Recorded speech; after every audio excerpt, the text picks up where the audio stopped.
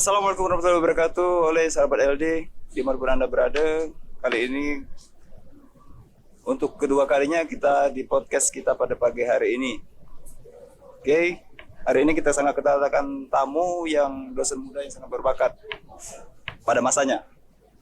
Oke, ini Pak Yadi, boleh Pak Oke, Yadi. selamat pagi Pak Rio. Selamat pagi Pak Yadi. Pak Yadi, Ya. sehat Pak ya? Alhamdulillah dalam keadaan sehat walafiat. Tetap awet muda Pak. Ya, Apa rasanya, Pak? kalau awet muda itu tergantung persepsi orang ya. Kalau memang menilai saya awet muda, alhamdulillah.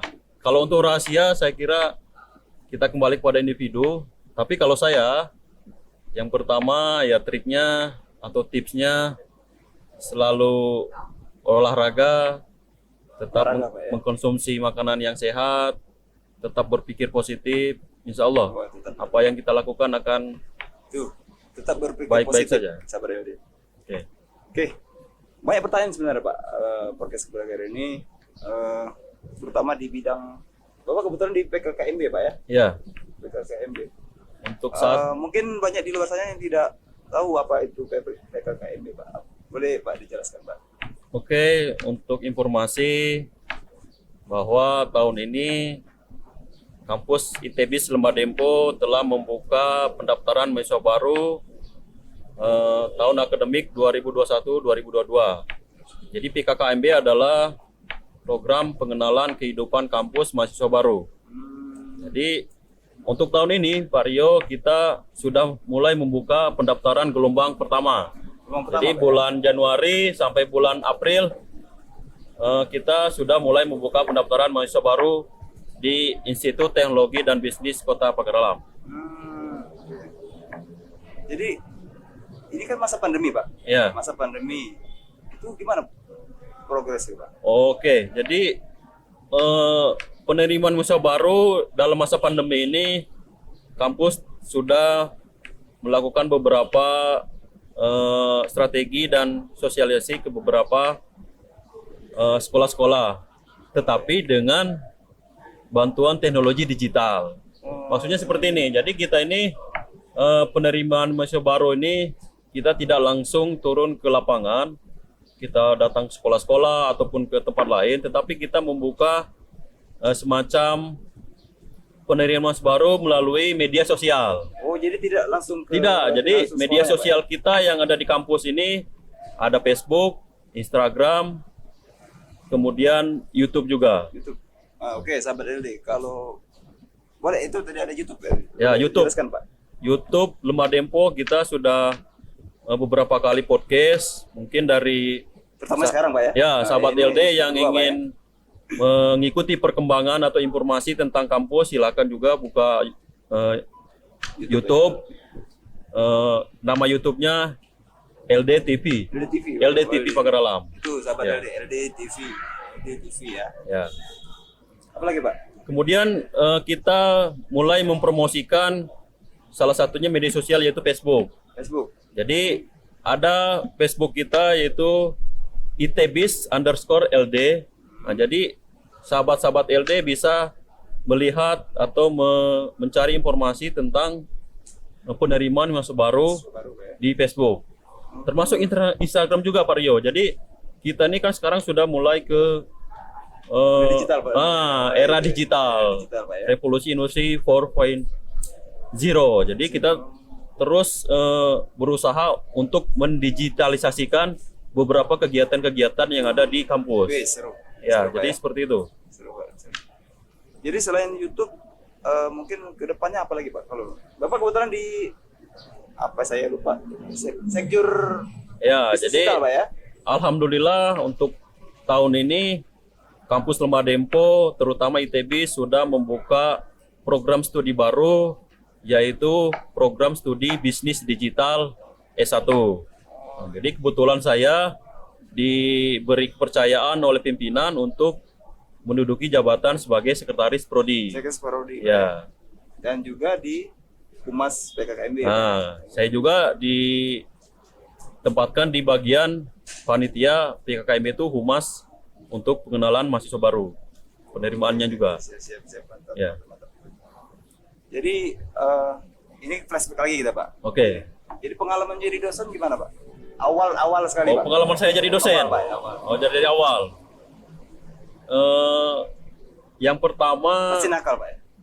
ya adalah dikit-dikit Nakal, kan. Oke. Yang pertama itu saya dulu pernah jadi karyawan dulu. Jadi tidak serta-merta saya langsung jadi dosen, jadi bisa karyawan ngajar. Jadi pertama saya kerja di Lembaga Empone paling tidak sudah 2 tahun itu bisa sebagai karyawan juga, karyawan. Jadi ya banyak pengalaman-pengalaman karyawan yang saya dapatkan, terutama dulu saya pernah mendapatkan penghargaan karyawan terbaik. Karyawan terbaik Pak? Ya, karyawan terbaik, alhamdulillah. Tahun Jadi berapa? Tahun berapa? itu tahun 2012. 2012. Memang sudah lama kan, sudah lama.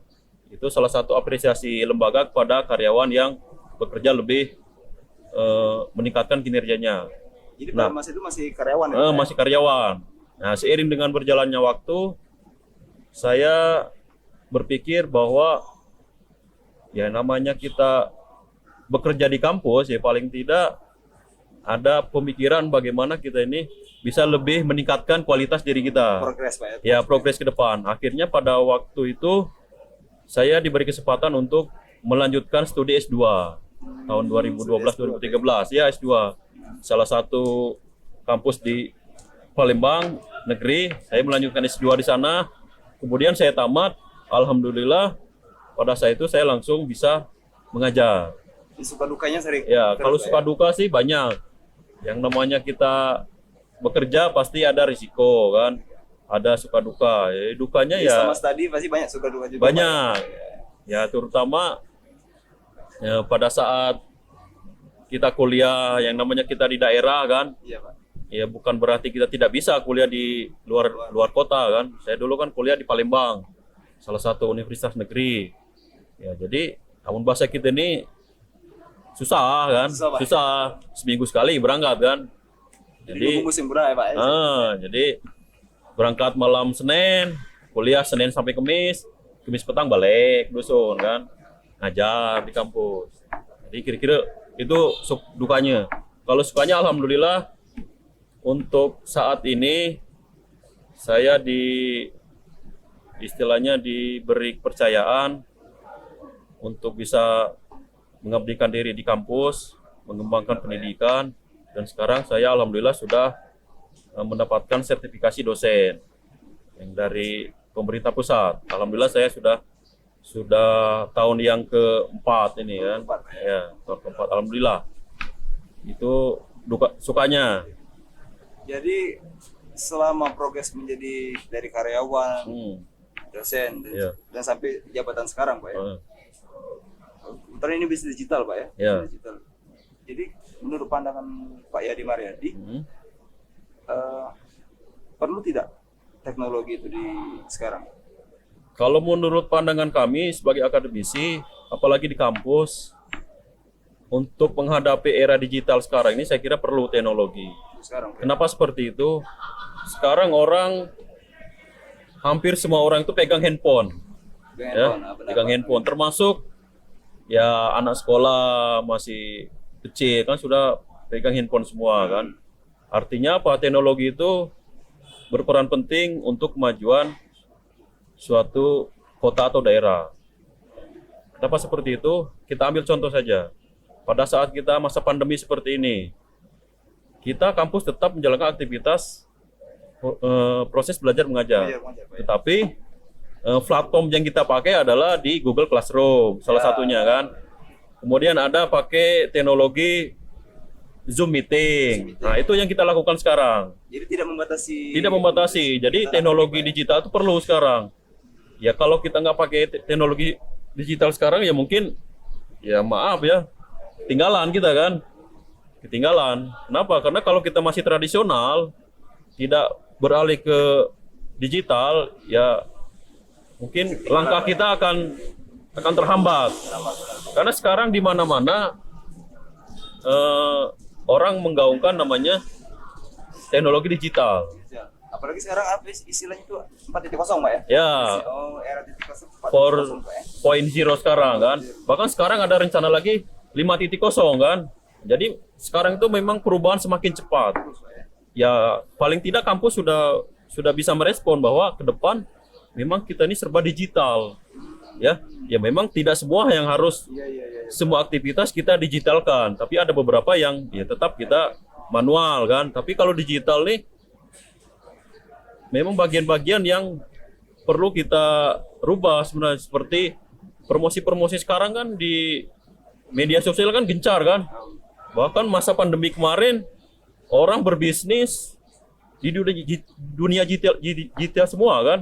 Terus di rumah Pak ya? Iya, terus di rumah. Apalagi masa pandemi ini memang kita ya mengalami apa namanya?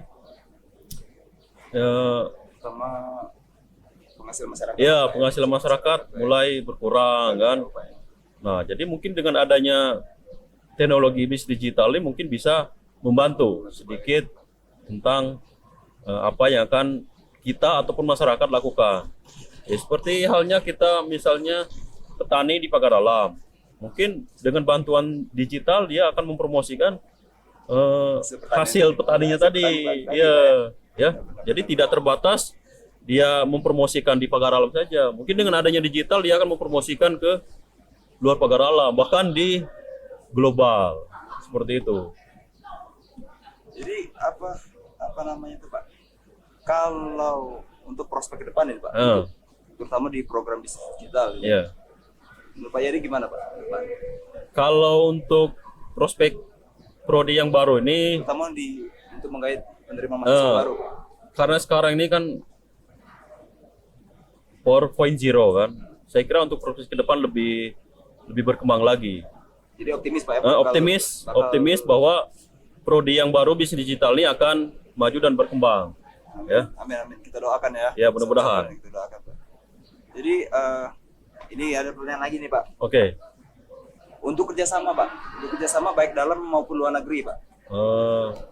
Kerjasama kampus maksudnya ya? Ya, kerjasama kampus. Jadi kita kampus ITB Lembah Dempo ini sudah beberapa kali mengadakan kerjasama dengan berbagai perguruan tinggi baik di dalam maupun luar negeri.